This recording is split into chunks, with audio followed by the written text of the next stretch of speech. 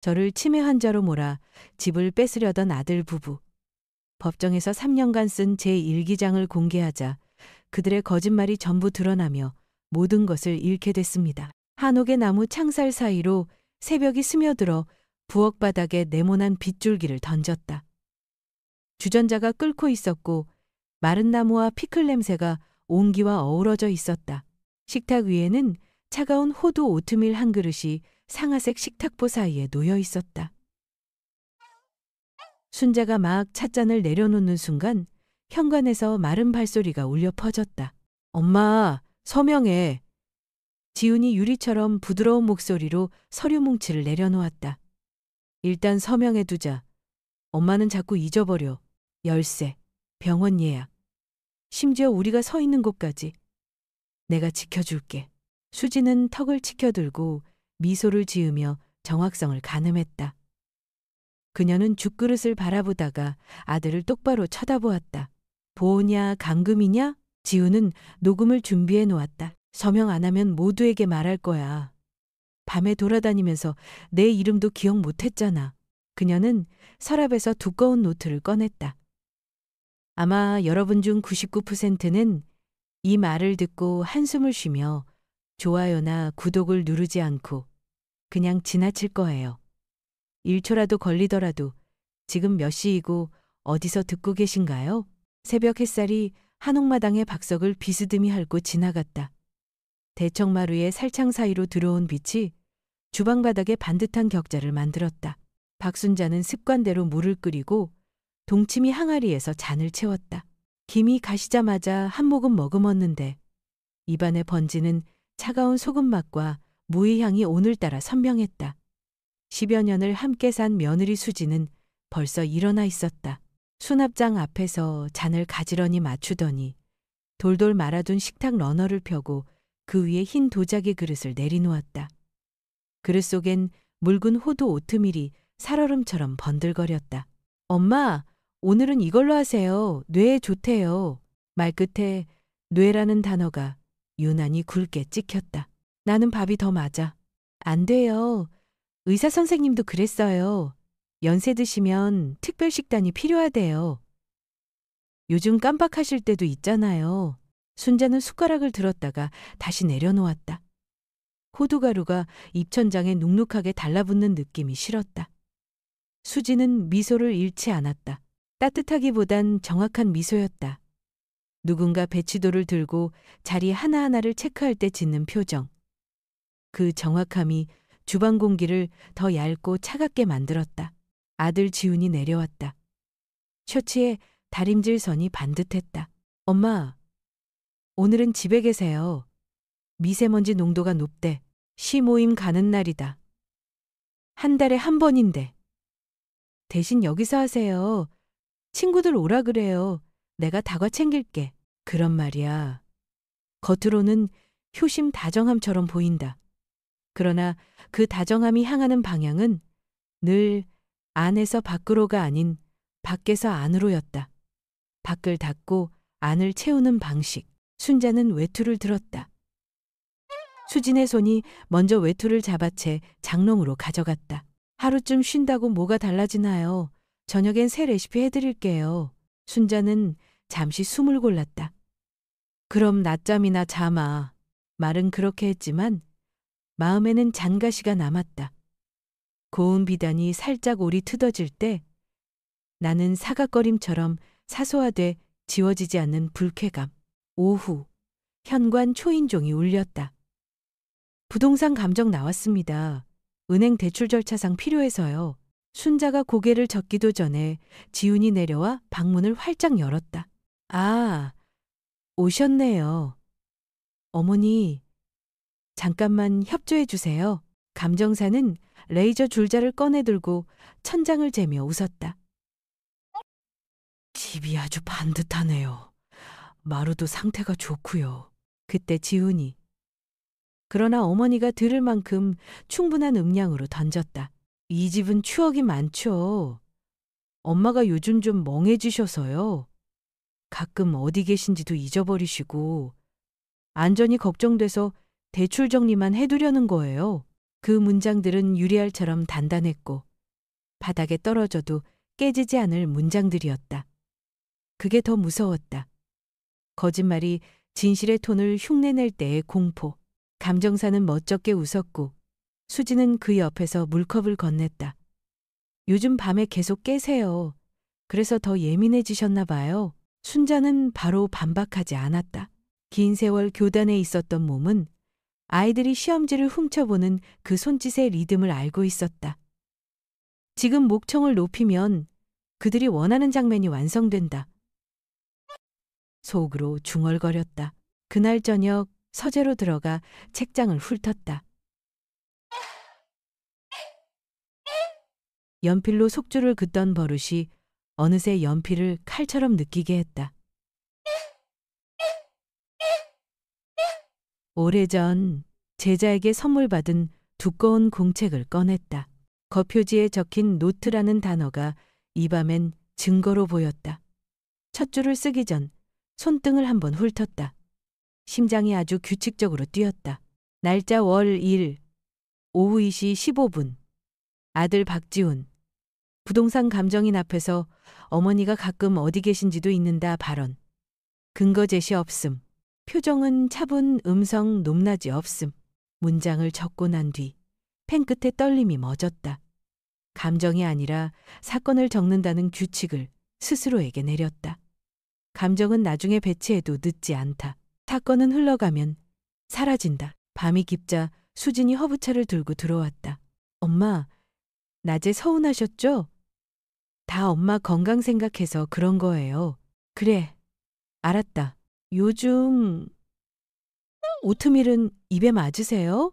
맛은 없더라. 수진이 웃었다. 익숙하면 좋아지실 거예요. 뇌는 섬세해서 좋은 걸 알아보거든요. 순자는 그 웃음이 계약서의 확인 서명처럼 느껴졌다. 계약서엔 언제나 가장 중요한 조항 바로 옆에 작고 못생긴 별표가 붙는다. 그 별표 같은 웃음, 거기서 이 집의 포장지가 아주 얇게 갈라지는 소리가 났다. 다음 날 아침 시 동아리 모임 단체방에 메시지가 쏟아졌다. 언니, 오늘은 쉬어요. 미세먼지 심각. 차 가져갈게요. 메시지를 읽는 사이 수진이 창틀을 닦으며 말했다. 엄마, 친구분들 여기로 부를까요? 그럴 것 없다. 그럼 제가 대신 전해요. 엄마가 요즘 피곤해서 못 나가신다고. 순자는 대답하지 않았다. 대신 책상 위 달력을 당겨 내가 갈 곳과 시간을 크게 적었다. 오후 3시 시 모임 도서관 분관 굵은 펜으로 다시 한번, 그리고 휴대폰으로 달력과 현관 도자기 접시, 키의 위치를 찍었다.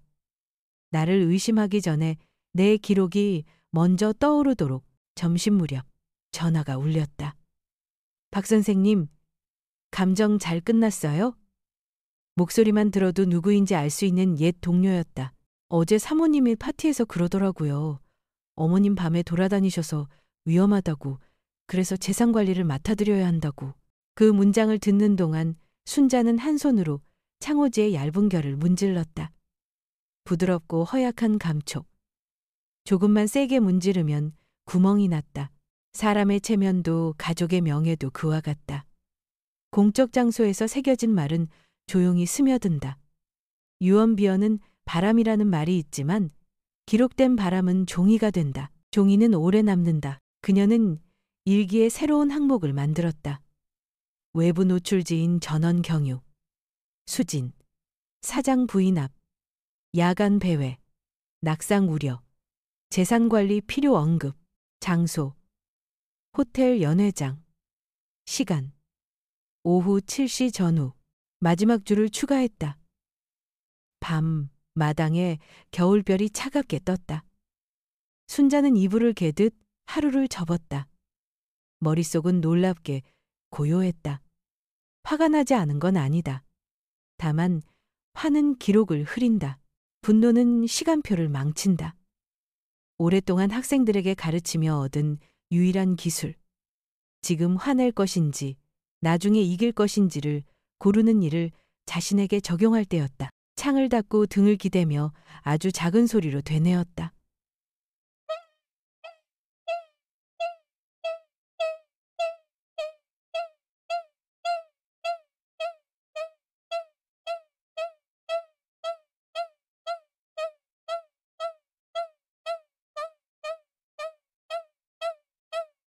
그녀는 펜을 다시 들었다. 마지막 문장. 이 집의 포장은 아직 반듯하다. 그러나 테이프가 한 바퀴 덜 감겨 있다. 그 틈으로 공기가 드나든다. 그리고 나는 그 바람의 방향을 안다.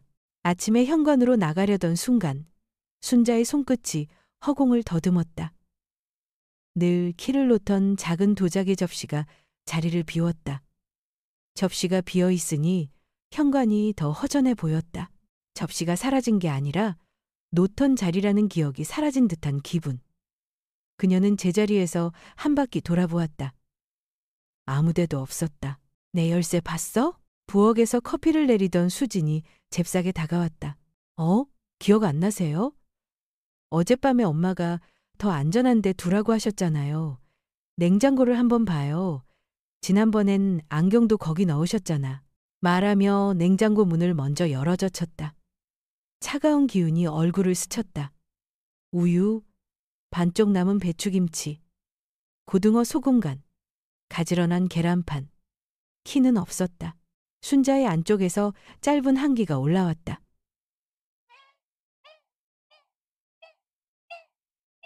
정말 의심은 물처럼 모양을 바꿔 머릿속 곳곳을 잠식했다. 그때 스스로의 목소리가 가볍게 목덜미를 잡아당겼다. 여기서 멈춰. 이 한기가 그들의 계획이야. 그녀는 냉장고 문을 천천히 닫았다. 그날 일기에는 단 3줄. 현관키 위치, 이탈, 수진, 냉장고 언급 과거 안경 사건과 연동 주장. 실제 확인 결과 없음. 며칠 뒤 치과 예약 날이었다. 2달 전부터 맞춰둔 임플란트 점검. 외투를 걸치려는데 수진이 손을 내밀었다. 어머, 어디 가세요? 치과. 엄마, 지난주에 다녀오셨잖아요. 제가 모셔다 드렸는데 정말 기억 안 나요? 문장 끝이 아주 부드럽게 내려앉았지만 바로 뒤에 정말이라는 단어가 날카롭게 돌출돼 있었다. 순자는 휴대폰을 꺼내 병원 번호를 눌렀다. 오늘 제 예약? 네, 어머님. 지난주에 취소 전화 주셔서요. 제가요? 따님이셨던 것 같기도 하고요. 죄송해요. 기록상 취소로 되어 있어요. 수화기를 내려놓고 순자는 켜켜이 쌓인 한숨을 하나 벗겼다. 입증할 길이 없는 조작은 당한 사람의 말맛부터 더럽힌다. 이럴 때 분노는 상대의 서사를 도와준다. 그녀는 달력을 펼치고 굵은 사인펜으로 날짜와 시간, 취소 확인까지 적었다. 그리고 카메라로 달력을 찍었다. 열쇠의 현재 위치도, 안경의 현재 위치도, 지갑이 들어있는 서랍의 번호도, 사진첩에 폴더를 만들고 이름을 붙였다. 증거 물건. 저녁 지훈의 회사에서 열린 회의 후 만찬 사진이 가족 단톡방에 올라왔다. 호텔 샹들리에 아래 검은 드레스의 수진이 중앙에서 웃고 있었다. 그 밤 순자의 오랜 친구 명희에게 전화가 왔다. 언니, 어제 호텔에서 수진 씨 만났대. 그래? 사장 부인 앞에서 그러더래. 시어머니가 밤마다 돌아다니신다. 혹시 넘어질까봐 걱정이다. 재산관리 맡으라고 설득 중이다. 그 표정이 참 안쓰럽다는 표정이었다더라. 시인은 거짓의 문장에는 체온이 없다고 했다. 하지만 효심의 얼굴을 쓴 거짓은 온도를 훔친다. 다음 날 시장에 나가면 큰아들 며느리가 고생이래 같은 소문으로 변한다. 그때쯤이면 당사자 입에서 진실이 나와도 사람들은 피곤해한다. 또 가정사야? 하고 순자는 그 피곤을 미리 건너뛰기로 했다. 말 대신 기록. 정면 충돌 대신 비껴 서기. 일기에 항목을 더했다. 외부 노출. 수진. 회사 만찬장에서 재산관리 맡기 프레임 공표. 청중. 사장 부인 포함. 목적. 제3자 인식 선점. 그리고 대응 사진 음성 기록 체계화라고 적었다. 다음 날 큰 벽걸이 달력을 새로 샀다. 날짜 칸이 넓고 메모 공간이 많은 것. 장보기를 마치고 돌아와 약 봉지에 날짜 스티커를 붙이고 먹은 시간도 적었다. 사진으로 남겼다. 아침엔 키를 현관 위 선반에 올려두고 그 장면을 찍었다. 그리고 스스로에게 말했다. 이건 기억을 위한 게 아니다. 진실을 위한 기록이다. 수지는 그런 그녀를 지켜보다 슬그머니 다가왔다. 엄마, 요즘 피곤하시죠? 이런 거 너무 집착하면 더 피곤해져요. 괜찮다. 정말 엄마가 행복하셨으면 좋겠어요.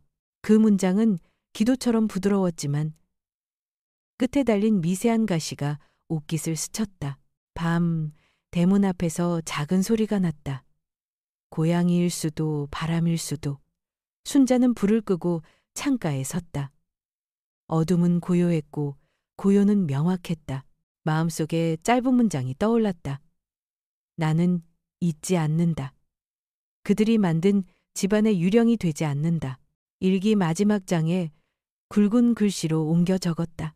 집안의 유령이 되지 말 것. 숨 쉬고 기록하고 기억하라. 그리고 다음 문장. 사진 증거 수집 개시. 그것이 이 밤의 전환점이었다.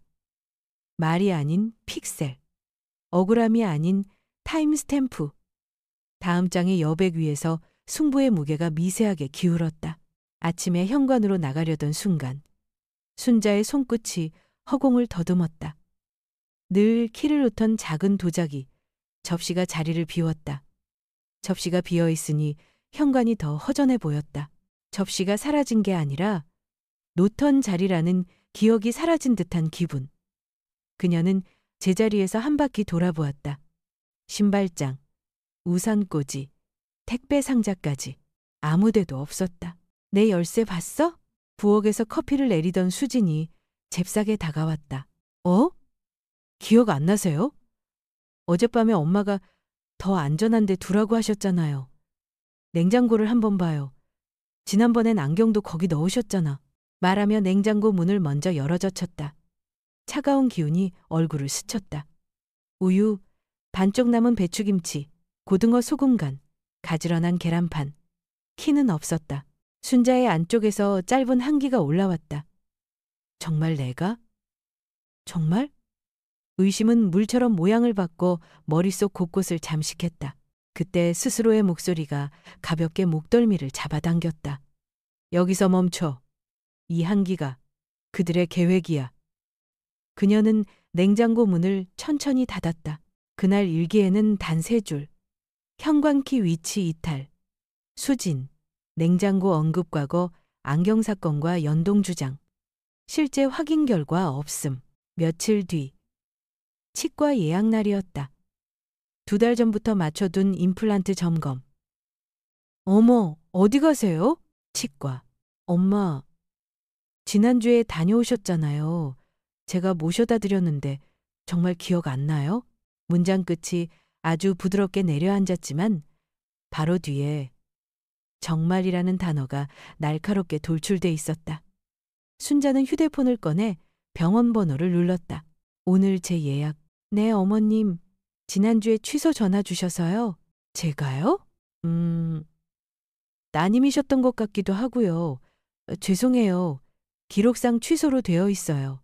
수화기를 내려놓고 순자는 켜켜이 쌓인 한숨을 하나 벗겼다. 입증할 길이 없는 조작은 당한 사람의 말맛부터 더럽힌다.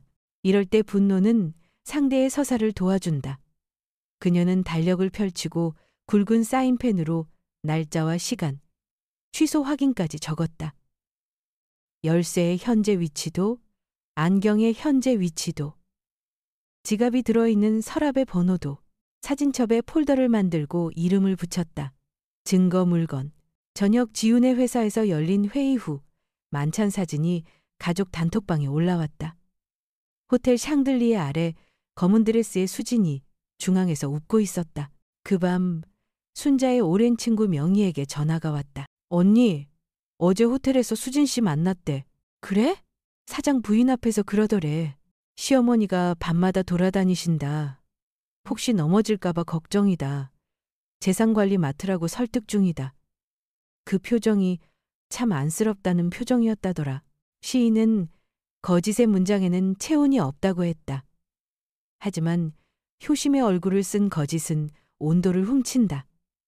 듣는 이가 자신의 선의를 걸치고 따라 말하도록 다음 날 시장에 나가면 큰아들 며느리가 고생이래 같은 소문으로 변한다.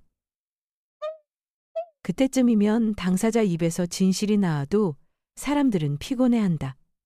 또 가정사야 하고 순자는 그 피곤을 미리 건너뛰기로 했다.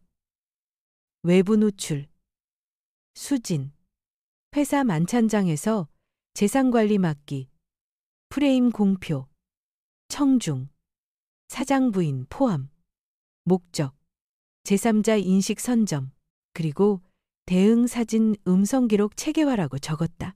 다음 날, 큰 벽걸이 달력을 새로 샀다.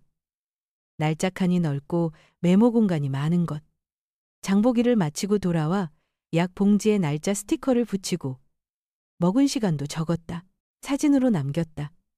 아침엔 키를 현관 위 선반에 올려두고 그 장면을 찍었다. 그리고 스스로에게 말했다. 이건 기억을 위한 게 아니다. 진실을 위한 기록이다. 수지는 그런 그녀를 지켜보다 슬그머니 다가왔다. 엄마, 요즘 피곤하시죠? 이런 거 너무 집착하면 더 피곤해져요. 괜찮다. 정말 엄마가 행복하셨으면 좋겠어요. 그 문장은 기도처럼 부드러웠지만 끝에 달린 미세한 가시가 옷깃을 스쳤다. 밤, 대문 앞에서 작은 소리가 났다. 고양이일 수도 바람일 수도. 순자는 불을 끄고 창가에 섰다. 어둠은 고요했고 고요는 명확했다. 마음속에 짧은 문장이 떠올랐다. 나는 잊지 않는다. 그들이 만든 집안의 유령이 되지 않는다. 일기 마지막 장에 굵은 글씨로 옮겨 적었다. 서명이 끝난 뒤 집은 이상하리만큼 조용했다. 조용하다는 말은 보통 평화를 뜻하지만 그날의 조용함은 도면 위에 그어놓은 얇은 붉은 선 같았다. 누가 건드리기만 하면 경보가 울릴 준비를 마친 선. 순자는 찻잔을 식탁 위에 올려두고 부엌창으로 마당을 바라보았다. 석류나무 가지 사이로 겨울빛이 비스듬히 내려앉았다. 그 빛 아래서 수진의 목소리가 아슬아슬하게 흔들렸다. 오빠, 저 벽은 트는 게 맞아. 다이닝이랑 거실을 이어서 아일랜드 놓으면 답답함이 싹 사라지거든. 내일 설계사 부를게. 엄마 방은 남향으로 옮겨드리고. 아, 아니지. 시설 상담 먼저 하고. 말끝에 먼저에 힘이 실렸다. 순자 앞. 불과 한 뼘 거리에서 오가는 문장들이었다. 그들은 더 이상 그녀를 당사자로 취급하지 않았다. 투명 인간처럼. 그러나 이 집의 주소만큼은 지독히 선명하게 입에 올렸다. 그 순간 순자는 알았다. 이들의 자만심이 시작되었다는 것을. 속도와 소음으로 판결을 대신하려는 사람들의 태도. 그녀는 찻잔을 살며시 들어 한 모금 머금었다. 사흘 뒤 우편함에 크림색 봉투가 꽂혀 있었다. 가정법원이라는 판독하기 쉬운 활자. 순자는 봉투를 찢지 않고 조심스럽게 칼끝으로 열었다. 종이를 꺼내자 잉크 냄새가 아주 옅게 올라왔다. 사건. 성년 후견 개시 심판 청구. 청구인. 박지훈 피후견인 박순자의 장남. 이유? 피후견인의 기억력 저하 및 일상적 사무처리 불능. 그녀는 끝까지 눈길을 미루지 않고 읽었다. 피후견인은 자주 물건을 분실하면 집 열쇠, 안경, 통장, 진료 예약을 잊고 무단으로 결석함, 야간 배회 및 망상에 준하는 이상행동 관찰됨. 전문의 소견에 의하면 조기 인지기능 저하로 추정되며 문장은 돌봄의 온도를 가장한 채 차갑게 그녀를 깎아내렸다.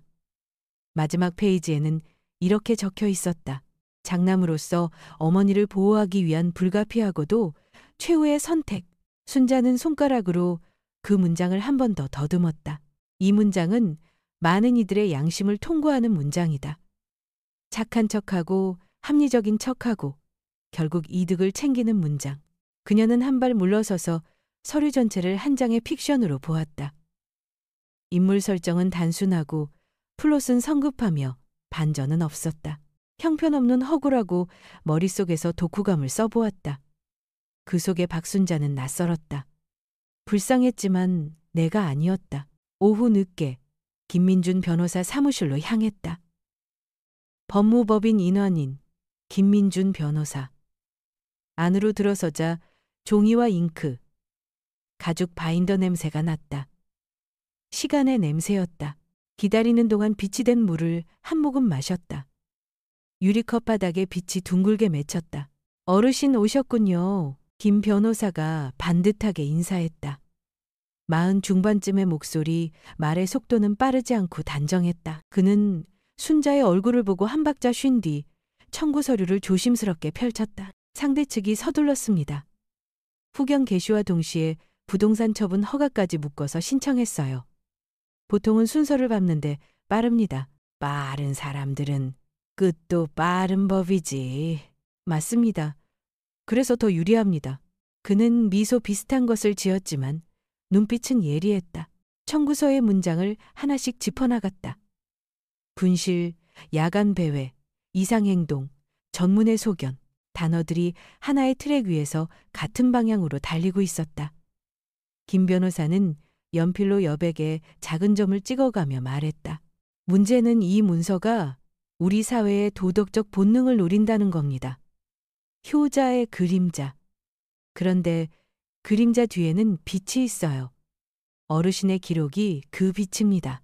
기록이라면 순자는 쇼핑백을 내밀었다. 도톰한 공책이 3권. 지난 3년 일기. 그녀는 간단히 말했다. 김 변호사는 장갑처럼 조심스럽게 첫 장을 펼쳤다.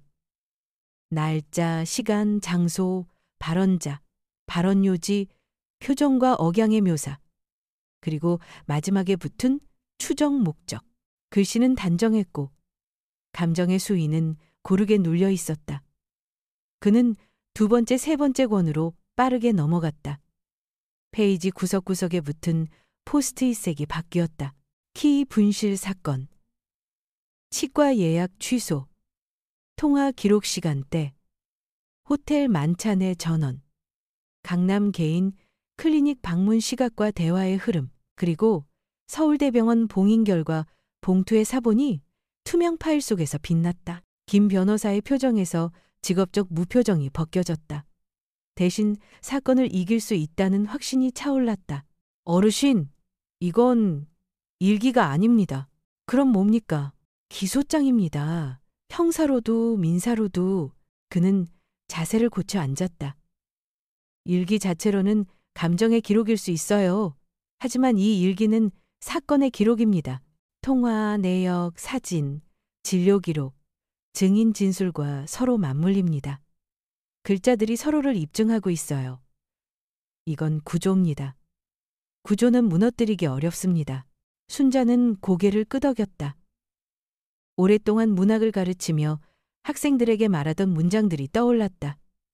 이야기의 힘은 감정이 아니라 구조에서 나온다.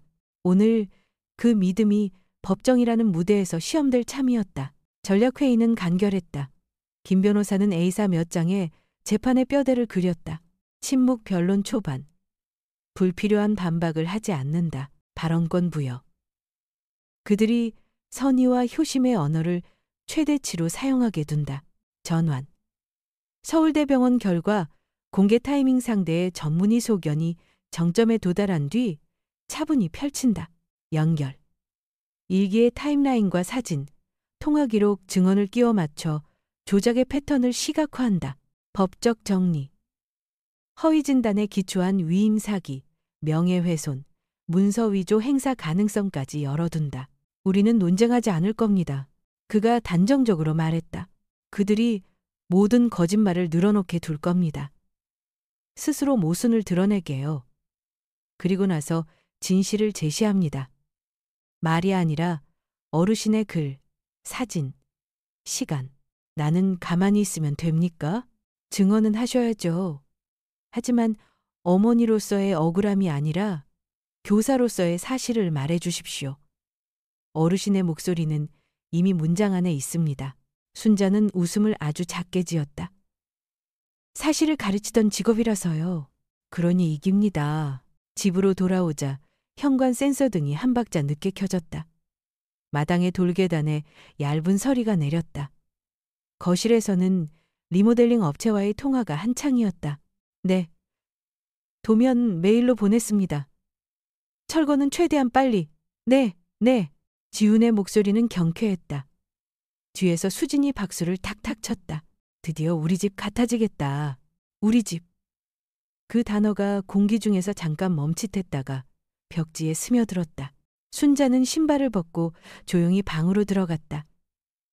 자주색 끈으로 묶은 봉투 하나를 금고에서 꺼냈다.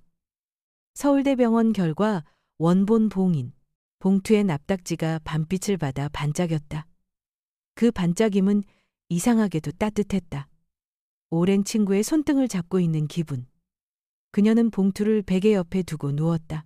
심장 박동이 일정했다. 내일이 무섭지 않았다. 내일은 준비된 날이었다. 재판 전날 김 변호사에게서 메시지가 왔다.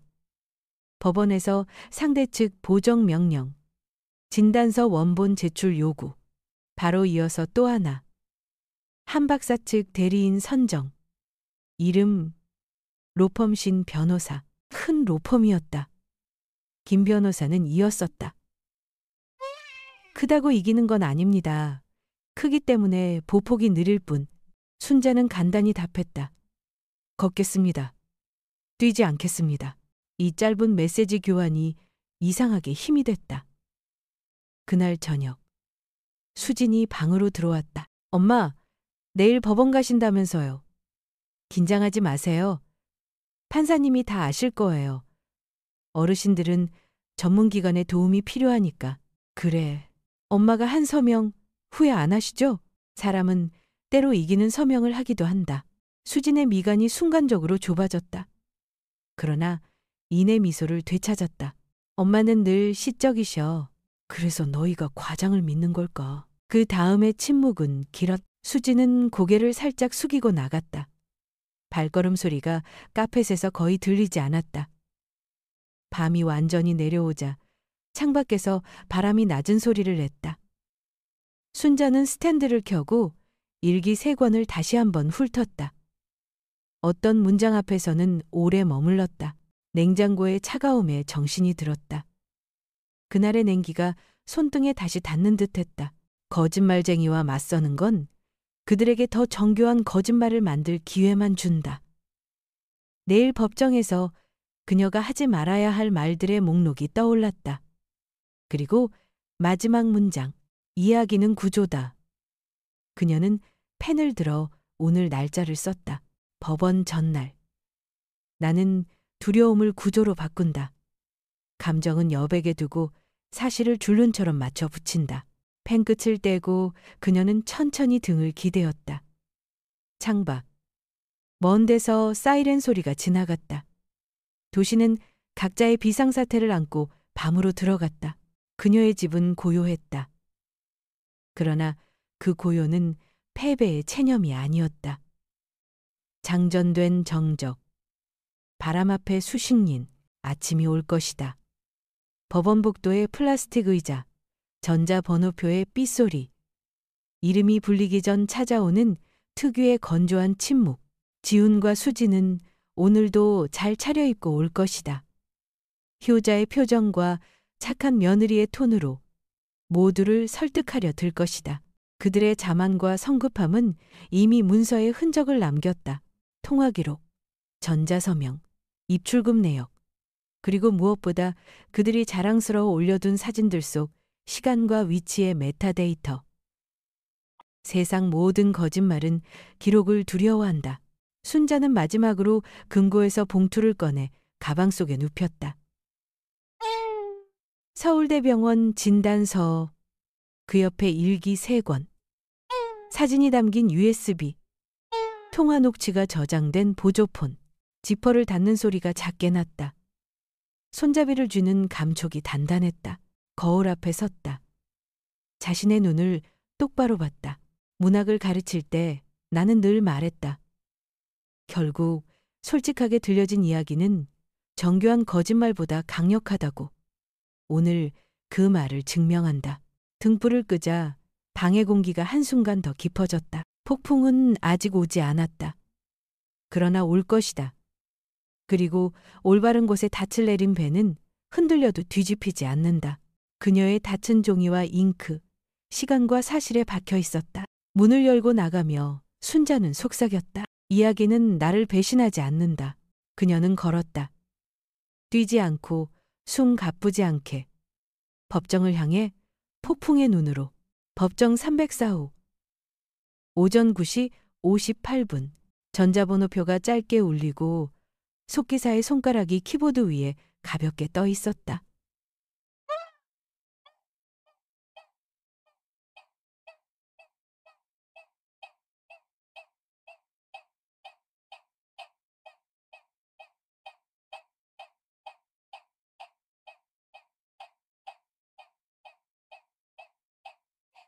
좌측 피청구인석의 박순자, 우측 청구인석의 박지훈과 며느리 수진, 그 옆에 그들의 변호인, 방청석 뒤편에서 한 박사가 넥타이를 고쳐맸다. 공기에는 은은한 소독약 냄새와 사람들의 억눌린 숨이 섞여 있었다. 재판장이 입정했다. 사건 2025느 성년 후견 개시 심판 청구. 개정합니다. 김민준 변호사는 고개만 숙였다. 순자는 품을 여미고 정면을 보았다. 그녀의 앞에는 얇은 파일 하나뿐이었다. 지훈과 수진의 책상 위에는 사진이 든 코팅 파일, 병원 로고가 찍힌 진단서 사본, 프레젠테이션에나 어울릴 법한 도표까지 나열되어 있었다. 대비는 분명했. 많음과 적음, 장식과 실체. 재판장이 절차를 설명했다. 청구인의 주장부터 들겠습니다. 증인석에 선 지훈은 마이크를 향해 상체를 조금 숙였다. 지훈, 재판장님, 이건 제가 겪은 일 중 가장 힘든 일입니다. 하지만 제가 아는 가장 강인한 여성, 제 어머니가 어둠 속으로 사라지는 것을 가만히 지켜볼 수는 없습니다. 어머니는 깨닫지 못하더라도 보호받아야 합니다. 저는 사랑으로 이렇게 합니다. 한 박자 쉬고 손등으로 눈가를 닦는다. 어머니는 자주 물건을 잃어버리십니다. 집 열쇠, 안경, 심지어 통장을, 진료 예약을 잊고 무단 결석하시기도 했습니다. 야간 배회도 있었습니다. 그래서 전문의의 도움을 받았고 조기 인지 기능 저하 의심이라는 소견을 받았습니다. 재판장, 전문의는 동석했습니까? 지훈, 예, 한 박사님 오셨습니다. 한 박사가 짧게 일어났다. 한 박사, 예, 고령 환자에서 흔히 보이는 양상입니다. 보호장치가 필요합니다. 수진의 차례. 그녀의 목소리는 공감의 연습을 무수히 거친 사람처럼 부드러웠다. 수진, 우리는 최선을 다했습니다.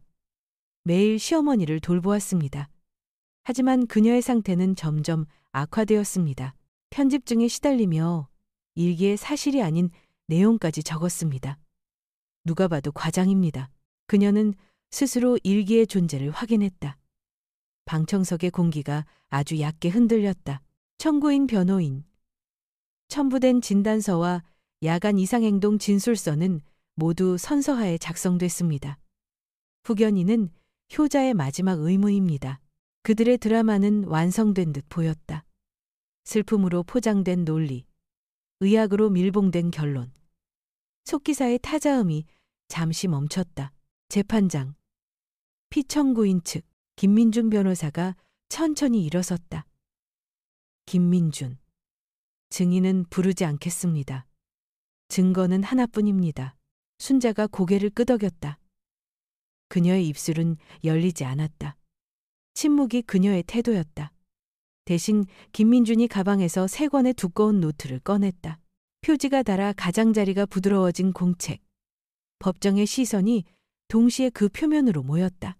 김민준. 이분이 우리의 증인입니다. 피청구인이 3년간 매일 기록한 사건의 목격자입니다. 우리는 감정을 제시하지 않겠습니다. 날짜, 시간, 발언, 장소, 사실만 제시하겠습니다.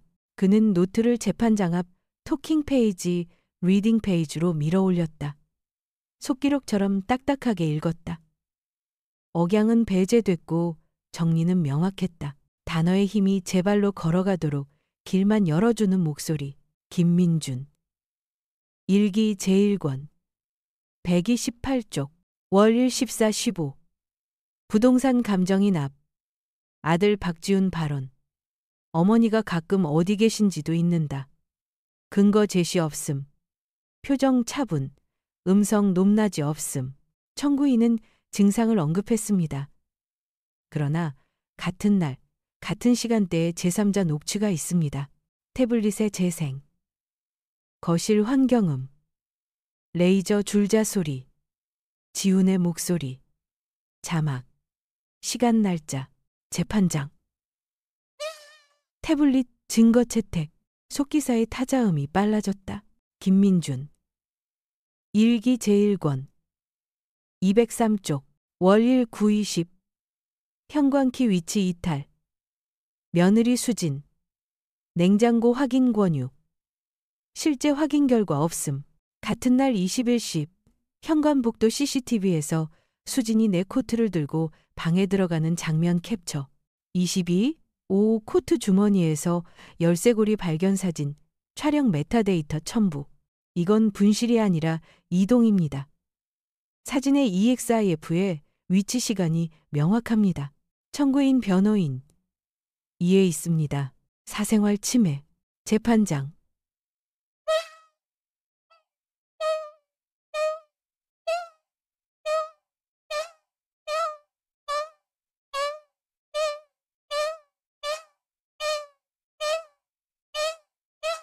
증거 능력 인정. 증거 능력 인정. 지훈의 턱선이 굳어졌다. 수지는 기침을 한번 얕게 했다. 김민준.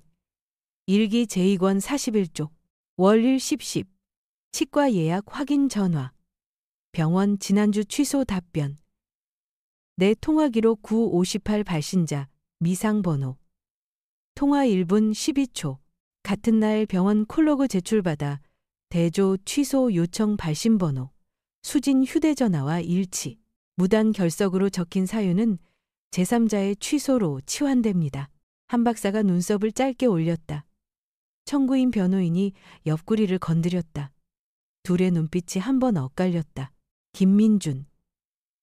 일기 제2권. 217쪽.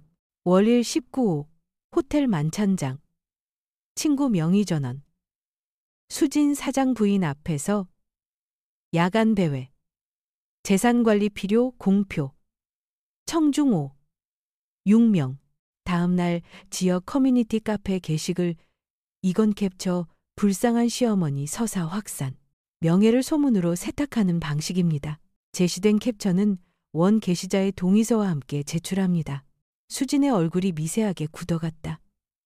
그녀의 손끝이 서류 모서리를 2번 접었다 펴는 리듬을 보였다.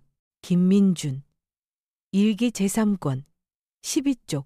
월1 11-0. 강남 클리닉 방문. 한 박사 진료. 질문 목록과 내 답변. 대화의 흐름 기록. 의사. 내 답변을 기록하지 않고 아들의 메모를 참조하는 것을 확인. 진료 종료 후. 청구인과 의사 단독 대화 목격 시간 11, 33, 11, 41. 대기실 CCTV로 확인. 동일 시각 의사실 내부는 촬영 금지입니다. 그러나 외부 체류 시간과 내부 기록의 타임라인은 맞물립니다. 한 박사 추정일 뿐입니다. 김민준. 추정이 아닙니다. 이어서 그는 봉인봉투 4번을 꺼냈다. 서울대병원 신경정신과 전 영역 정상 결과. 검사일 월 2일. 강남 클리닉 방문 7일 전. 봉인 원본은 법정 보관 요청합니다. 재판장. 서울대병원 감정의 의견을 청취할 필요가 있습니다. 하지만 우선 계속하시죠. 김민준은 마지막 페이지를 펼쳤다. 법정의 공기가 낮게 가라앉았다. 김민준. 일기 제3권. 107 18쪽. 월 1, 15, 40. 아들과 며느리 임시 위임장이라 칭하는 서류 제시. 주택 양도 및 자산관리 일체 위임 포함 조항 확인. 김민준 변호사의 조언에 따라 허위 진단을 근거로 한 위임의 성립을 입증하기 위해 서명 진행. 서명 직후 변호인에게 연락, 미끼를 물었다. 기록. 법정은 단숨에 뜨거워졌다. 방청석에서 탄식이 터졌다. 재판장이 벼락처럼 목소리를 내렸다. 정숙하십시오. 모두 착석. 김민주는 마지막 문장을 덧붙였다. 이 항목의 존재는 피청구인이 희생자가 아님을 보여줍니다. 그는 기록을 통해 사기를 역추적한 당사자입니다. 그리고 그는 태블릿을 들어 올렸다. 지훈과 수진이 서류를 임시라고 지칭하는 음성 파일이 재생됐다. 날짜 시간 표시와 함께 감정 없는 자신의 목소리가 그 위에 설명을 얹었다. 임시라는 단어 선택은 고의로 오인하게 하는 표현입니다. 그러나 문서 조항 어디에도 임시는 없습니다. 재판장은 팔짱을 풀고 보정명령 기록을 뒤적였다. 청구인 측, 제출하신 진단서의 원본은 어디 있습니까? 청구인 변호인, 현재 병원 보관, 재판장. 법원이 이미 원본 제출을 명했습니다. 한 박사의 목젖이 한 번 크게 움직였다. 재판장. 한 박사. 재판장. 서울대병원 결과와 귀 병원의 소견이 상충합니다. 두 검사 사이의 경과로 인한 차이라 보기엔 기간이 짧습니다. 또한 환자 대답을 기록하지 않았다는 일기 내용, 단독 면담 시간대, 그 외의 정황을 종합하면 귀 소견의 신빙성에 중대한 의문이 제기됩니다. 지훈이 갑자기 일어났다. 지훈. 재판장님 어머니는. 재판장.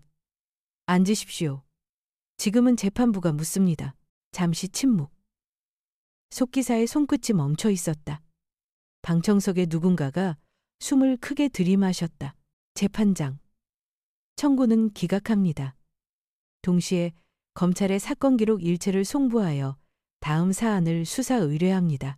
허위진단 및 의료법 위반, 사기 및 사문서 위조 행사, 명예훼손 혐의. 관련자 한, 박지훈, 이수진.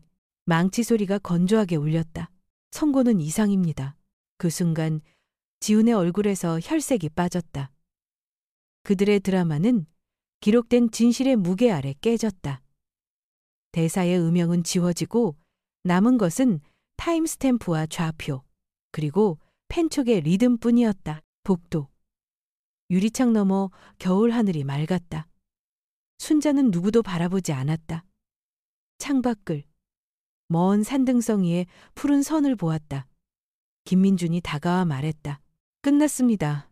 아니죠. 그녀가 고개를 저었다. 이제 시작이죠. 형사 절차는 제가 맡겠습니다. 어르신은 오늘 밤 푹 주무세요. 오늘 밤 일기를 쓰겠죠. 그 일기는 이제 역사가 됩니다. 그녀는 미소를 아주 작게 지었다. 펜은 칼보다 강하다. 아이들에게 늘 하던 말이에요. 오늘에서야 진짜 의미를 알겠네요. 엘리베이터 안 거울 속에 자신과 눈이 마주쳤다. 피청구인이라는 말이 더 이상 낯설지 않았다. 낯설지 않다는 건 단어가 자신을 지배하지 못한다는 뜻이었다. 그녀가 단어 위에 새 단어를 썼기 때문이다. 기록자, 증언자, 회복자. 그날 밤 순자는 책상 앞에 앉아 날짜를 썼다. 그리고 오늘의 마지막 토킹 페이지를 적었다. 법정 9, 58, 11, 12, 지훈, 눈물, 수진, 공감의 톤, 한 박사, 의학의 말, 판사, 침묵 후 선고, 나, 말하지 않음, 다만 일기만이 말했다. 끝난 뒤 나는 아들을 보지 않았다. 창밖의 하늘을 보았다. 3년 만에 하늘이 더 푸르게 느껴졌다. 내 이야기가 세상에 알려졌다. 진실이 밝혀졌다. 마침표 뒤 그녀는 펜을 놓았다. 창문을 열자 겨울 공기가 방 안으로 흘러들었다. 거실 시계의 초침이 다시 규칙적으로 움직였다. 정적은 패배의 침묵이 아니라 정의가 자리를 잡을 때 나는 소리 없는 박수 같았다. 재판이 끝난 날 오후 집은 아무것도 바뀐 게 없었다. 대청마루에 햇빛이 누워있고 마당 석류나무 가지 사이로 비둘기가 지나갔다. 그러나 순자가 문턱을 넘는 순간 공기가 달랐다. 같은 방, 같은 가구, 같은 냄새였지만 눈에 보이지 않던 얇은 비닐이 벗겨진 느낌 소리를 죽이던 막이 사라졌다고 해야 옳았다. 그녀는 천천히 방들을 돌았다. 현관 작은 도자기 접시 위에 키가 반드시 놓였다. 부엌 냉장고 문을 열었다가 닫았다. 차가운 공기와 함께 스치는 과거의 한기가 더 이상 그녀를 흔들지 않았다. 거실 한때 리모델링 도면이 펼쳐졌던 탁자 위에 실금처럼 남은 스카치 테이프 자국을 손끝으로 쓸었다. 서재 일기 3권이 빠져나간 자리, 빈 선반. 그 빈칸이 오히려 든든했다. 무기가 제자리를 떠나 목적지에서 역할을 다하고 돌아오지 않을 때의 고요. 순자는 의자에 앉아 창을 반쯤 열었다. 먼지 냄새와 겨울빛이 함께 들어왔다. 그녀는 공책 한 권을 새로 꺼냈다. 표지에 6이라고 적고 첫 줄에 날짜를 적었다. 재판 후 첫날. 집의 온도 정상. 심장 박동 규칙. 문장을 쓰고 난 뒤 그녀는 펜을 덮었다. 더 길게 쓸 필요가 없었다. 오늘은 설명보다 표정을 아껴야 하는 날이었다. 저녁 무렵 전화가 잇따랐다. 괜찮으세요로 시작하는 친구들의 목소리. 오래 뜸했던 후배의 쭈뼛한 안부. 동네 사람들의 눈치는 호기심. 아유, 언니 대단하셔. 그런데 기사에 나온 내용이 진짜. 선생님, 드디어 세상이 알아줬네요. 근데 많이 외로우시죠? 어머님 위로가 될지 모르지만 우리 엄마도. 순자는 길게 설명하지 않았다. 네, 괜찮아요. 네, 가르치던 버릇이 도움이 됐죠. 네, 오늘은 국화차 마실게요. 한두 문장으로 답을 마치고 다시 침묵으로 돌아왔다. 호기심은 종종 선의의 옷을 입는다.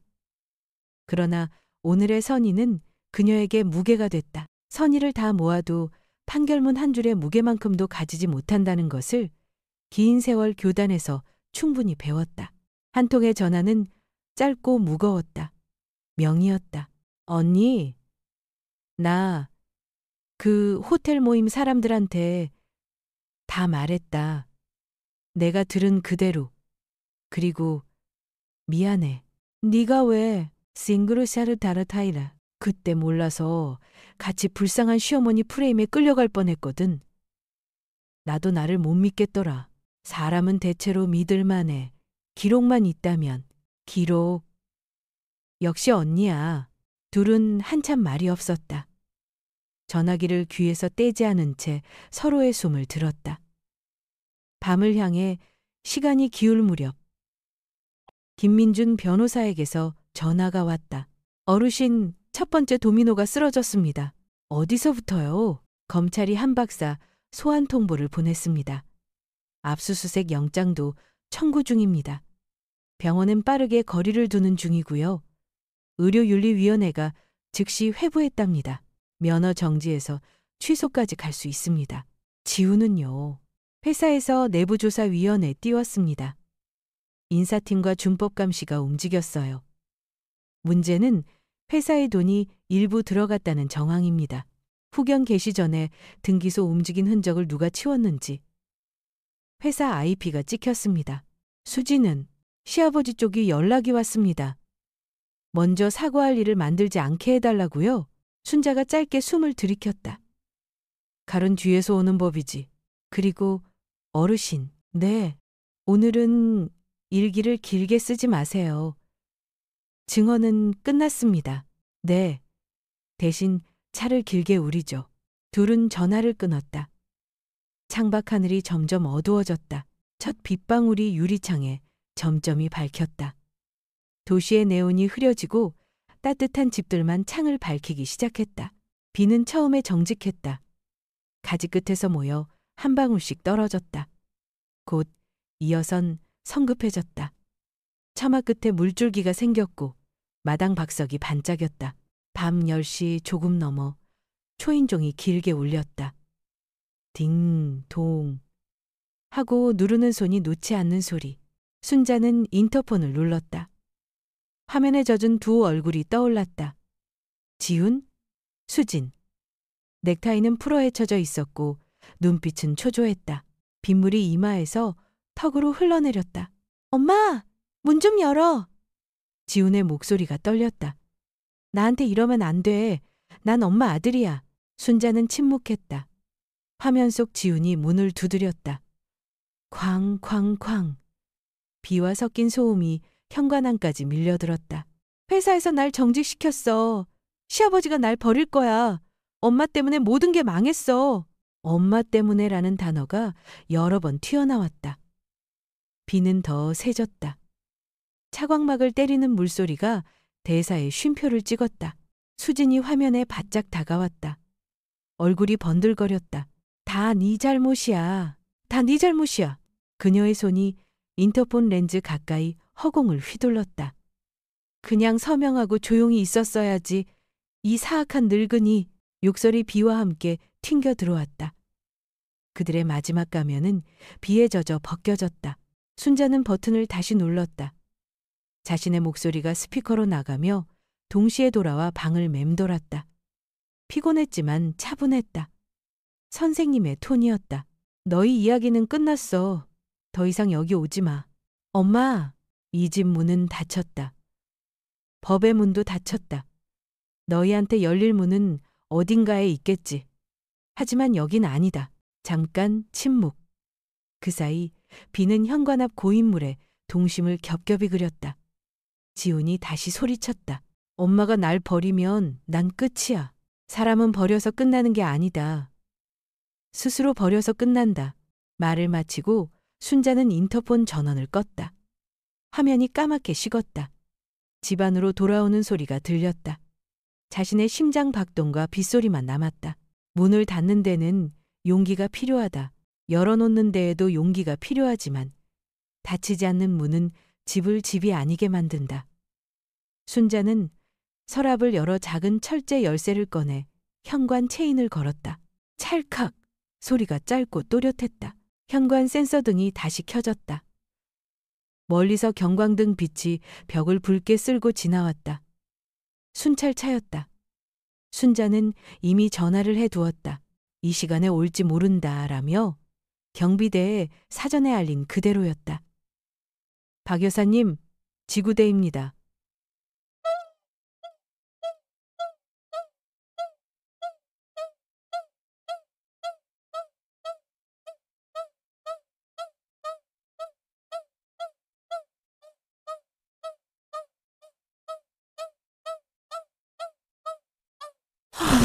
통화 신건으로 왔습니다.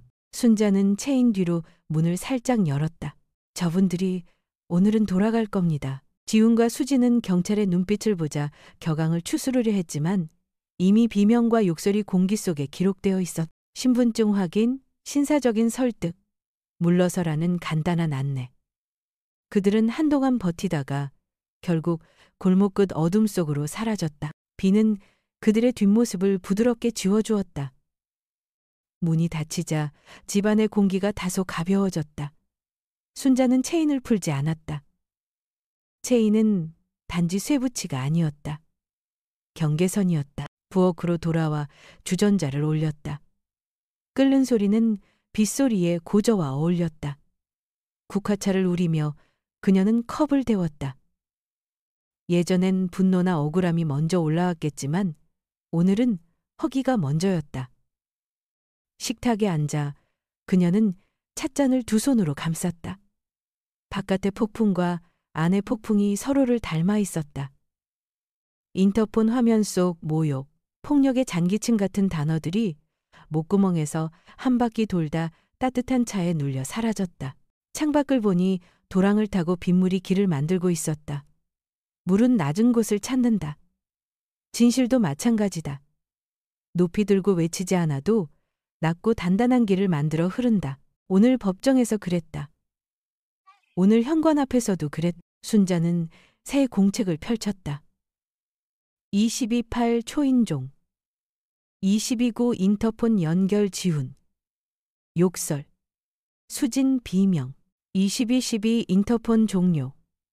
22.14 지구대 도착. 22.23 귀가 요구. 22.29 현장 이탈. 22.40 국화차 우림. 결심, 체인 유지, 통신 차단 유지, 경계선 유지. 문장 끝에 작은 점을 하나 찍고 그녀는 펜을 멀리 두었다. 오늘의 기록은 사실의 줄을 맞추는 것으로 충분했다. 감정은 차가 식은 뒤에야 꺼내도 된다. 다음 날 아침 뉴스 알림이 떴다. 클리닉 한 원장, 허위 진단 의혹, 수사 착수. 기사 말미에 의학계 일각의 우려, 엄정 수사 촉구라는 문장이 달렸다. 오후엔 다른 알림. 건설 마케팅 본부 박지훈 팀장. 내부 조사 대상 회사 엄정히 대처. 저녁 뉴스에선 SNS 확산된 효심 프레임의 그림자라는 코너까지 생겼다. 전문가들이 말하고 진행자는 고개를 끄덕였다. 프레임은 이렇게 전복된다. 예외였던 일이 갑자기 경향이 되고 경향은 갑자기 상식이 된다. 해질 무렵 낯선 번호가 울렸다. 중년 남자의 낯빛이 떠오르는 목소리. 수진의 아버지였다. 박 여사님, 불쾌하시겠지만 한 말씀만. 예, 저희도 사람입니다. 부끄럽습니다. 딸은 내일 데려가겠습니다. 각 가정의 일은 각 가정이 처리하시지요. 예, 그는 더 말하려다가 멈췄다. 죄송합니다. 사과는 그 집안에서 먼저 하세요. 통화는 그걸로 끝났다. 사과가 그녀의 달력을 되돌리지 못한다. 그러나 어떤 문장들은 누군가의 집에서만 쓸 수 있다. 그 집의 테이블, 그 집의 공기, 그 집의 체념과 분노가 섞여야만 쓰이는 문장들. 밤이 깊어질수록 비는 잦아들었다. 처마 끝에 매달린 물방울이 더디게 커졌다가 탁 떨어졌다. 순자는 마당에 나가 석류나무 가지를 하나 잘랐다. 젖은 나무 냄새가 올라왔다. 잘라내야 사는 가지가 있다. 사람도 집도 이야기도. 그녀는 잘린 단면을 한동안 들여다봤다. 나이테가 환하게 드러났다. 겹겹이 쌓인 해가 동그랗게 제 존재를 주장했다. 문을 닫는다는 건 내 마음의 한 부분도 닫는 거였다. 어머니의 마음이지. 하지만 몸의 나머지를 살리려면 죽은 팔다리를 절단하는 수술을 받아들이듯 해야 했다. 그녀는 마음속으로 그 문장을 여러 번 읽었다. 그리고 조용히 고개를 끄덕였다. 그러나 오늘은 그게 쉬웠다. 폭풍이 지나가며 무너질 것과 남을 것을 나눠 놓았기 때문이다. 새벽녘 빗소리가 완전히 멈췄다. 마당엔 씻긴 냄새가 감돌았다. 순자는 현관체인 위로 손을 올렸다가 그대로 두었다. 문을 열었다 닫는 일상이 다시 돌아오겠지만 오늘은 닫아둬야 하는 날이다. 닫혀있는 문이 주는 평화가 있다. 바깥을 내보내고 안을 지키는 평화. 아침 뉴스 속 자막이 흘렀다. 형사 수사 확대, 관련자 줄 소환. 그녀는 TV를 끄고 라디오를 켰다. 아침 클래식이 흘렀다. 바이올린 소리가 처마 끝 마지막 물방울을 떨어뜨렸다. 책상에 앉아 어제의 공책을 다시 펼쳤다. 통신 차단 유지 아래 한 줄을 더했다. 오늘의 할 일, 석류나무 가지 정리, 이 장독대 덮개 말리기, 삼동네 도서관의 시집 반납, 변호사 사무실에 USB 백업 전달. 리스트 끝에 쓴 짧은 결심이 스스로를 웃게 했다. 평범한 일은 평화의 다른 이름이다. 전쟁은 대개 평범한 일을 망가뜨린다. 그러니 평범을 회복하는 일이야말로 가장 큰 복수다. 해가 높이 올랐을 때 순자는 다시 일기를 썼다. 오늘은 조금 길게. 폭풍이 지나갔다. 집은 젖었고 나는 마셨다. 바깥은 씻겼고 안은 가벼워졌다. 문을 닫는 일은 잔인했지만 잔인함을 견디는 것도 어른의 몫이다. 아들이 문 앞에서 외쳤다. 나는 인터폰을 껐다. 그때 내 심장이 흔들리지 않았다는 게 놀라웠다. 흔들리지 않음은 냉정이 아니다. 신뢰다. 나 자신과 내가 기록한 시간들에 대한 신뢰. 사람은 버려서 끝나지 않는다. 스스로 버려서 끝난다. 펜을 내려놓으며 그녀는 창밖을 향해 고개를 돌렸다. 구름 사이로 얇은 햇살이 내려왔다. 석류나무 젖은 가지들이 빛을 받아 반짝였다. 새 한 마리가 다가와 가지 끝에 앉았다가 가볍게 날아갔다. 조용한 장면이었다. 그러나 그 조용함 속에 긴 싸움의 결말이 눕는 것을 그녀는 알았다. 문은 닫혔다. 아마 여러분 중 99%는 이 말을 듣고 한숨을 쉬며 좋아요나 구독을 누르지 않고 그냥 지나칠 거예요. 1초라도 걸리더라도 지금 몇 시이고 어디서 듣고 계신가요? 재판이 끝난 지 몇 달 후, 봄은 서서히 집 안으로 들어왔다. 마당의 석류나무 가지엔 어린 싹이 돋았고 담장 너머로 라일락 향이 흘러들었다. 창문을 열면 먼 곳에서 아이들 뛰노는 소리가 들렸다. 평범하고 그래서 기적 같은 소리였다. 그날 아침 박순자는 서재를 정리하다가 낮은 서랍 안에서 오래된 봉투 하나를 발견했다. 법원에서 돌려준 증거물 일기 3권, 얇은 먼지가 쌓인 표지를 손끝으로 쓸자 그동안의 시간들이 되살아났다. 이제 너희도 쉴 때가 됐구나. 그녀는 작은 미소를 지으며 속삭였다. 문득 그날 법정의 공기가 떠올랐다. 차갑고 단단했지만 거짓이 무너지는 순간의 진실은 따뜻했다. 이제 그 따뜻함을 보관하기엔 이 페이지들이 너무 무거웠다. 순자는 봉투를 들고 안뜰로 향했다. 새들이 전선 위에서 짧게 울고 바람이 커튼 끝을 스쳤다. 안뜰 벽난로 앞 작은 도자기 화로에 장작불이 타고 있었다. 순자는 의자에 앉아 3권의 일기장을 무릎 위에 올려놓았다. 첫 번째 권의 마지막 페이지를 펼쳤다. 거짓은 오래 걷지 못한다. 기록은 발자국을 남긴다. 두 번째 권에는 이런 문장이 있었다. 진실은 늘 조용히 온다. 그러나 도착하면 모든 소리가 멎는다. 그리고 마지막 권. 그녀는 손끝으로 종이 끝을 만지며 천천히 읽었다. 오늘 나는 내 손으로 문을 닫았다. 닫힌 문은 평화를 위해 존재한다. 그녀는 한동안 눈을 감았다. 바람이 지나가며 불길을 잠시 흔들었다. 화로의 불빛이 종이 표면에 출렁이며 그림자를 만들었다. 김 변호사가 모든 사본을 복사하고 공증도 마쳤지. 순자는 혼잣말처럼 중얼거렸다. 이건 증거가 아니야. 그저 이야기의 껍질이야. 알맹이는 이미 세상 밖으로 나갔으니까. 순자는 첫 번째 일기장을 들어 불 속에 던졌다. 불길이 종이의 모서리를 집어삼켰다. 금세 붉은 불꽃이 번지고 글자가 하나씩 녹아내렸다. 이 이야기는 이제 목적을 다했어. 두 번째 권이 불 속으로 들어갔다. 불길이 치솟으며 공기 중에 잉크 냄새가 섞였다. 그녀는 그 냄새를 들이마셨다. 오히려 오래된 학교 교무실의 냄새 같았다. 칠판 분필가루, 가죽 서류 가방, 그리고 마감한 원고의 잔향. 세 번째 권은 잠시 손에 머물렀다. 그녀는 표지에 새겨진 흠집을 바라보았다. 그건 재판 전날 밤 그녀가 일기를 덮으며 펜을 떨어뜨렸던 자국이었다. 고마웠다. 그녀는 그렇게 말하고 마지막 권을 불 속에 넣었다. 종이가 휘어지며 불꽃이 몸을 태워 올랐다. 글씨들이 검은재로 변해 공중으로 흩날렸다. 몇 개의 문장이 사라지는 순간 눈물이 아닌 미소가 흘렀다. 이야기가 끝나는 것은 슬픔이 아니라 새로운 문장의 시작이다. 불길이 잦아들자 순자는 재를 화로 속에 고르게 덮었다. 남은 잿가루가 흩날리지 않도록 물 한 바가지를 천천히 부었다. 증거는 사라졌지만 진실은 이미 다른 형태로 세상에 남아있었다. 그녀는 방으로 돌아와 책상에 앉았다. 새 노트를 꺼내 첫 페이지를 펼쳤다. 표지에는 은색 글씨로 봄의 이야기라고 적혀 있었다. 이번엔 일기가 아니었다. 소설이었다.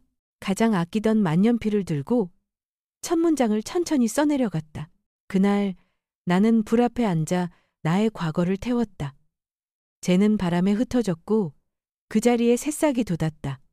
진실은 그렇게 생명으로 환원된다. 글씨가 종이 위를 따라가며 한 줄 한 줄 과거의 상처를 다듬어갔다. 그녀는 이제 사건의 기록자가 아니라 이야기의 창조자였다. 글을 쓰는 손은 더 이상 떨리지 않았다. 그녀는 복수자가 아니라 교사이자 작가였다.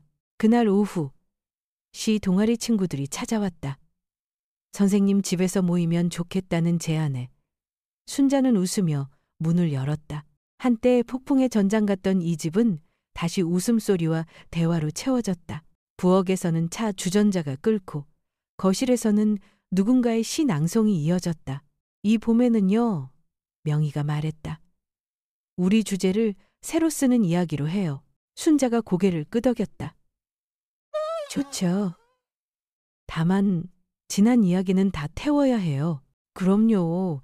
불태워야 다시 피어요. 모두 웃었다.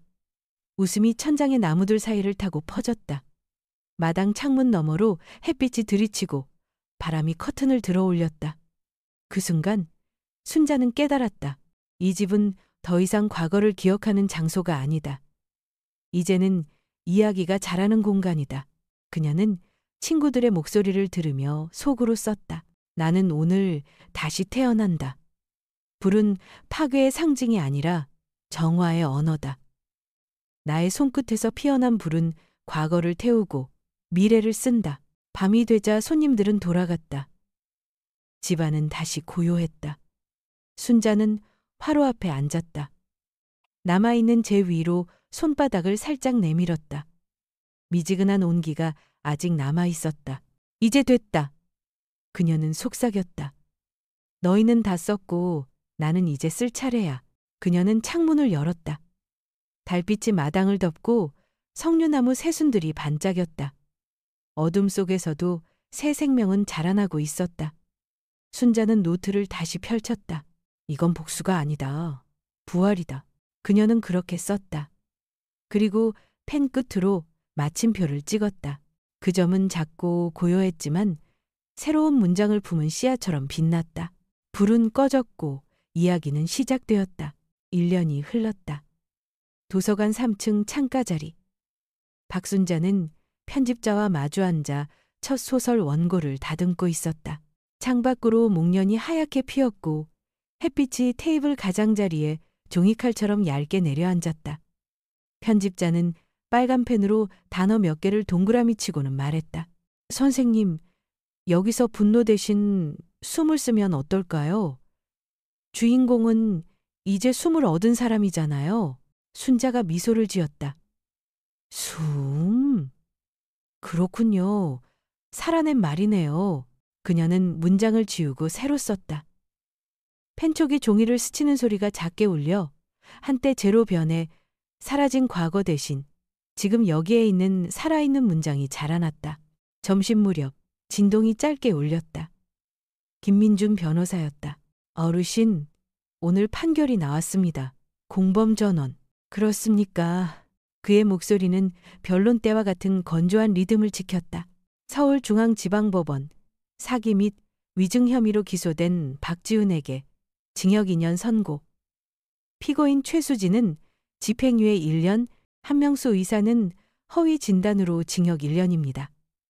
법정 구속은 지훈뿐. 잠시 정적. 창밖에서 참새 한 마리가 날았다. 수고 많으셨어요. 아닙니다. 오래된 구조가 제 역할을 했을 뿐이죠. 잘 지내십시오, 어르신. 전화를 끊고도 순자는 다시 걸려오는 소식을 기다리지 않았다. 필요한 소식은 이미 충분했고 그 밖의 것들은 삶의 향에 방해가 될 뿐이었다. 그녀는 원고로 시선을 옮겼다. 뉴스는 멀리서 흘러가는 강물처럼 들려왔다. 물결은 분명했지만 그녀의 발목을 적시지는 않았다. 도서관을 나와 집으로 돌아오는 길, 골목마다 목련이 터졌다. 안뜰에 들어서자 꽃잎이 바람에 떨어져 작은 배처럼 흔들렸다. 순자는 의자에 앉아 차를 우리며 TV를 켰다. 앵커가 차분히 판결을 읽었고 화면 하단 자막이 느리게 흘렀다. 서울중앙지방법원은 오늘 사기 및 위증 혐의로 기소된 전 펀드 매니저 박지훈에게 징역 2년을 선고했습니다. 피고인의 아내 최수진 씨는 집행유예 1년을 선고받았습니다. 한명수 의사는 허위 진단을 한 혐의로 징역 1년을 선고받았습니다. 순자는 리모컨을 내려놓았다. 기쁨은 아니었다.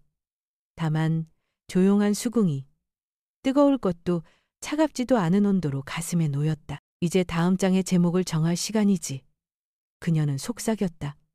복수가 끝난 자리에서 부활이 시작된다는 것을 지난 봄 불 앞에서 이미 배웠으니까. 짧은 화면이 스쳐갔다. 교도소 운동장에서 회색 죄수복을 입은 지훈이 줄을 서 있다. 그의 어깨는 정렬돼 있지만 눈빛은 고정되지 않았다. 철조망 너머로 지나가는 구름이 무심히 그림자를 드리웠다. 또 다른 화면. 형광조끼를 입은 수진이 도로변 화단에 쪼그려 앉아 쓰레기를 줍는다. 노란 장갑 위에 흙이 묻고 바람이 머리카락을 흐트러뜨린다. 그녀는 고개를 들지 않는다. 한때 호텔 샹들리에 아래에서 반짝이던 목소리는 이곳에서 아무런 울림도 만들지 못한다. 그리고 또 다른 실루엣. 하얀 가운을 벗어놓은 한명수. 청문회실에서 고개를 숙인 채 차가운 물을 마신다. 손이 잔을 감싸고 있지만 잔은 그를 덮이지 않는다. 자막이 흘렀다. 면허 취소, 선고 확정 시 집행. 장면은 짧고 무표정했다. 어떤 표현도 덧입히지 않았다. 그저 삶의 반대편에서 일어나는 일들이 이쪽의 평화와 나란히 지나갔을 뿐이다. 그날 저녁. 우편함에서 두툼한 봉투가 나왔다. 귀하의 작품 봄의 이야기를 출간하고자 합니다. 계약 조건과 일정, 표지시한 회의 날짜까지. 그녀는 숨을 길게 내쉬었다. 문장으로 다시 사는 삶에 공식이 생긴 것이다. 복권이 아니라 복원. 환호 대신 작은 미소가 떠올랐다. 종이 위에 잉크 냄새가 오래전 교무실의 냄새와 겹쳤다. 그녀는 책상에 앉아 답장을 썼다.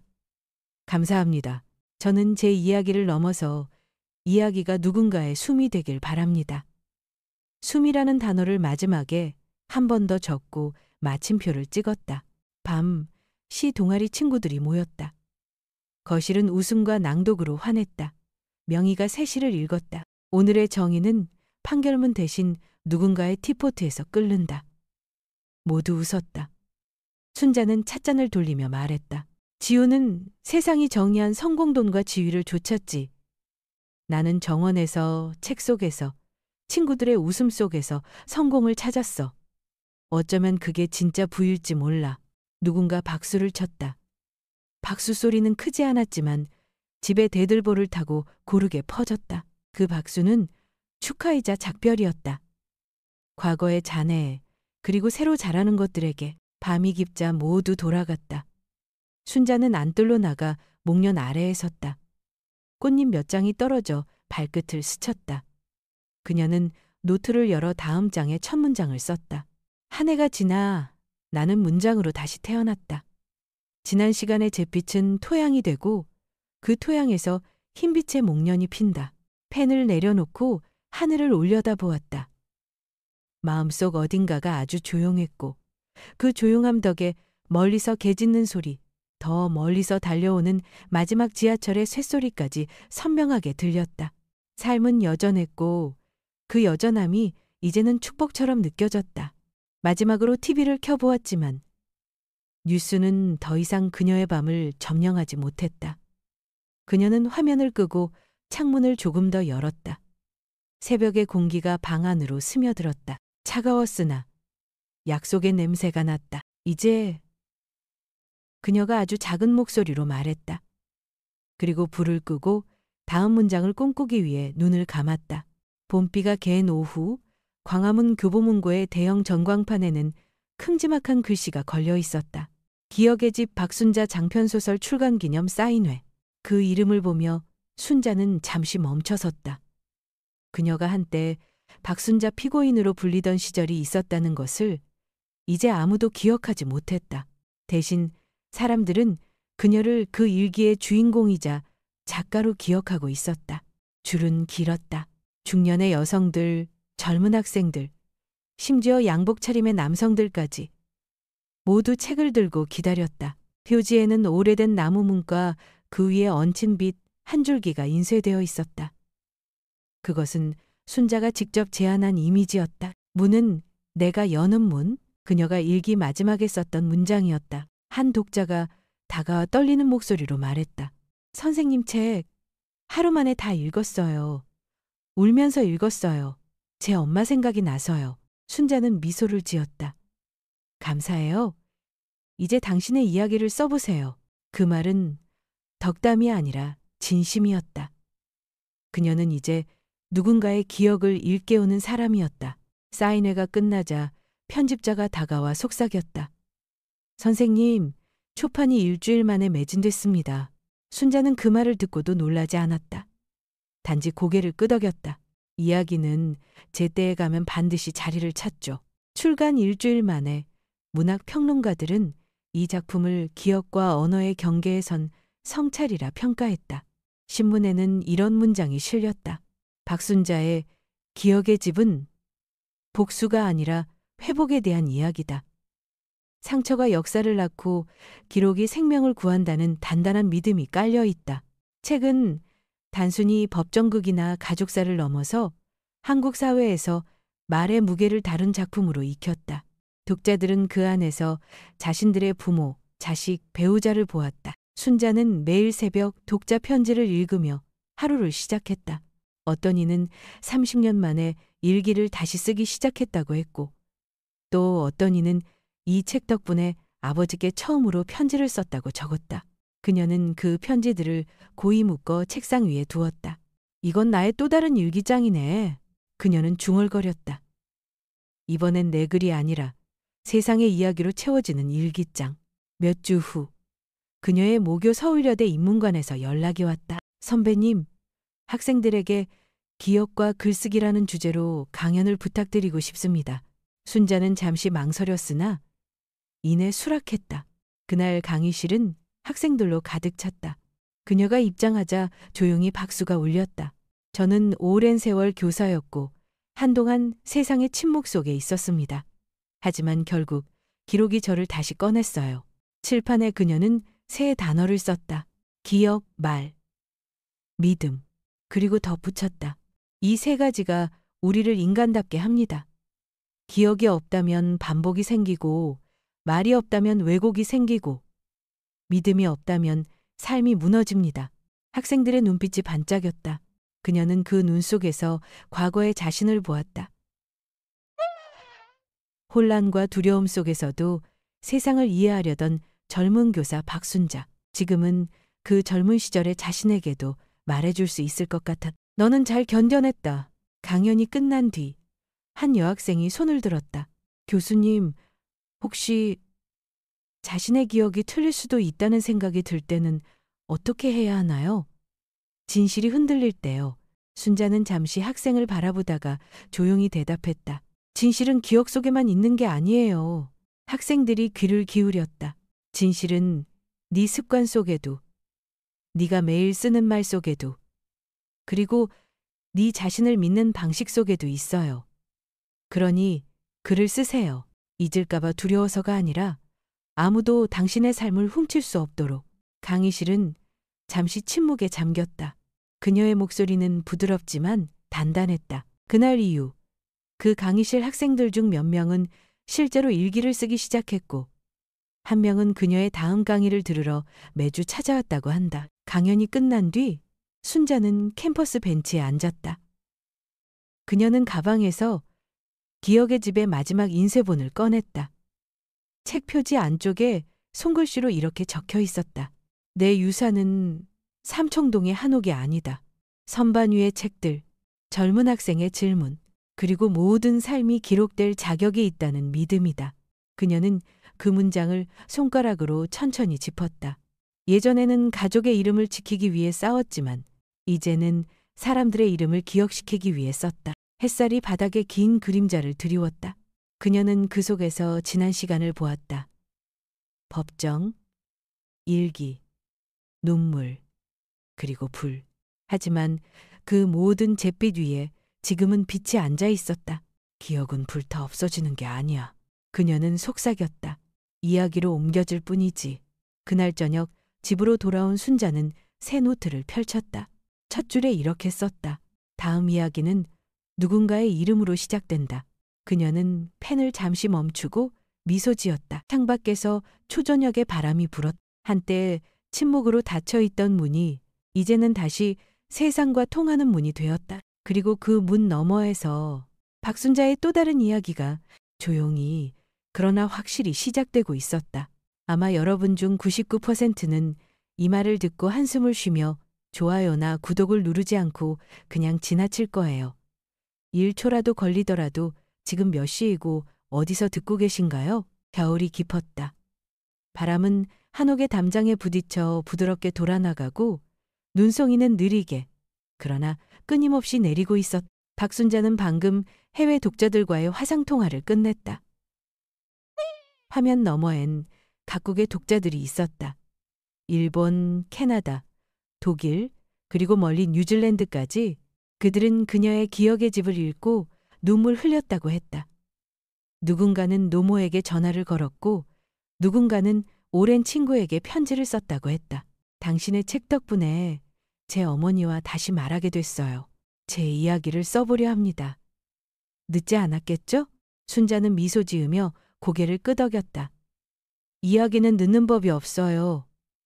다만 준비될 때 오는 거죠. 통화가 끝나고 화면이 꺼지자 방 안은 다시 조용해졌다.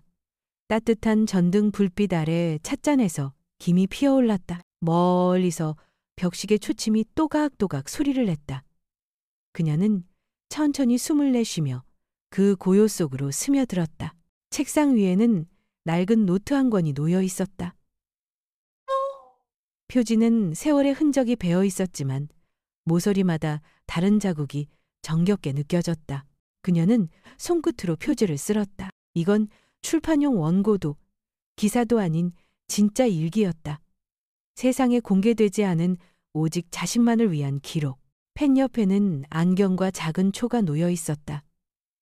초의 불빛은 한때 일기를 태우던 그 불처럼 따뜻했지만 이제는 파괴가 아니라 평화를 위한 빛이었다. 순자는 조용히 펜을 집어들었다. 그래, 오늘이 마지막이겠네. 그녀의 손끝이 종이를 스쳤다. 펜 쪽에서 새하얀 여백 위로 잉크가 부드럽게 번졌다. 창밖으로 시선을 돌리자 지붕 위에는 하얀 눈이 포근히 내려앉아 있었다. 멀리 골목가로부터 한 아이의 웃음소리가 들렸다. 그 소리는 그녀의 어린 시절 그리고 하은과 재석을 가르치던 젊은 교사 시절의 기억을 데려왔. 그녀는 문득 생각했다. 세상은 참 고요하구나. 한때 이 집은 폭풍의 현장이었다. 서류가 찢기고 고성이 오르내렸으며 울음과 분노가 뒤섞여 문턱을 넘던 밤들이 있었다. 하지만 이제 그 모든 흔적은 정리된 책장 속의 문장으로 남았. 그녀는 그렇게 생각했다. 폭풍이 지나면 남는 건 잔해가 아니라 질서야. 눈송이 몇 개가 창문 유리 위에 부딪혔다. 순자는 난로 옆에서 국화차를 한 모금 마셨다. 은은한 향이 코끝을 감쌌다. 그 향기 속에서 그녀는 삶의 마지막 문장을 준비했다. 그녀는 조용히 일기의 마지막 페이지를 펼쳤다. 윗부분에 오늘의 날짜를 적었다. 2029년 1월 12일. 눈, 그리고 천천히 써내려갔다.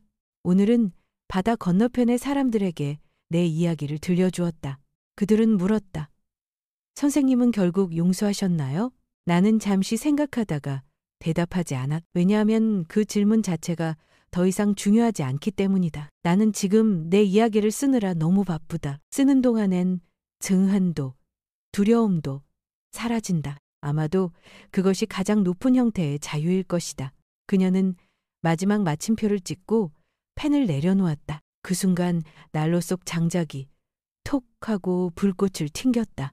마치 그 문장을 축복하듯이 순자는 노트를 천천히 덮었다. 표지 위로 손바닥을 얹고 짧게 속삭였다. 이제 정말 끝이야. 아니, 어쩌면 시작일지도 모르지. 그녀는 의자에서 일어나 창문을 열었다. 차가운 공기가 방 안으로 스며들었다. 그녀는 손바닥으로 그것을 받아냈다. 손끝에서 눈이 녹아 물방울이 되었다. 참 따뜻하네. 그녀는 중얼거렸다. 벽에 걸린 시계는 밤 10시를 가리켰다. 멀리 교회 종소리가 울렸다. 어둠 속에서 누군가의 삶이 또 시작되고 있을 것이다.